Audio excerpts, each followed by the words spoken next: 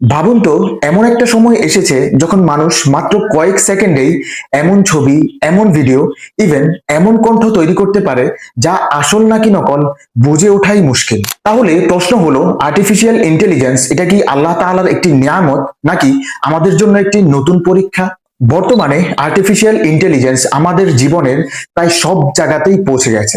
কেউ এটা দিয়ে ট্রিটমেন্টে হেল্প করছে, কেউ শিক্ষা ছড়িয়ে দিচ্ছে, আবার কেউ বা মিথ্যা ছবি, ভুয়া ভিডিও আর প্রতারণার জন্য ব্যবহার করছে। ইসলাম আমাদের শেখায় প্রত্যেকটা কাজের জন্য মূল্য নির্ধারিত হয় নিয়ত এবং আমলের মাধ্যমে। স্বয়ং রাসূল আরবি সাল্লাল্লাহু আলাইহি ওয়াসাল্লাম বলেছেন, প্রত্যেক কাজ নিয়তের উপর নির্ভরশীল। সহিহ বুখারী ও সহিহ মুসলিম। তাই প্রশ্নটা আর্টিফিশিয়াল ইন্টেলিজেন্স নয়, প্রশ্নটা হচ্ছে আমি এবং আপনি। আমি কি এআই ব্যবহার করছি মানুষের উপকারে নাকি মানুষকে ধোঁকা দিতে? মনে রাখবেন, এআই আপনার হাতের একটি টুল মাত্র।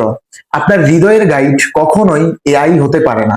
বিজ্ঞান প্রযুক্তি যতই এগিয়ে যাক, যদি মানুষ তাকওয়া কিংবা আল্লাহ তাআলার ভয় থেকে পিছিয়ে যায়, তাহলে উন্নতি তো নয়, বরং উল্টা সেটা বিপদের কারণ হতে পারে।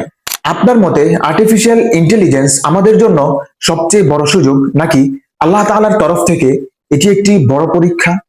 কমেন্ট সেকশনে অবশ্যই আপনার মূল্যবান মতামত প্রত্যাশা করছি।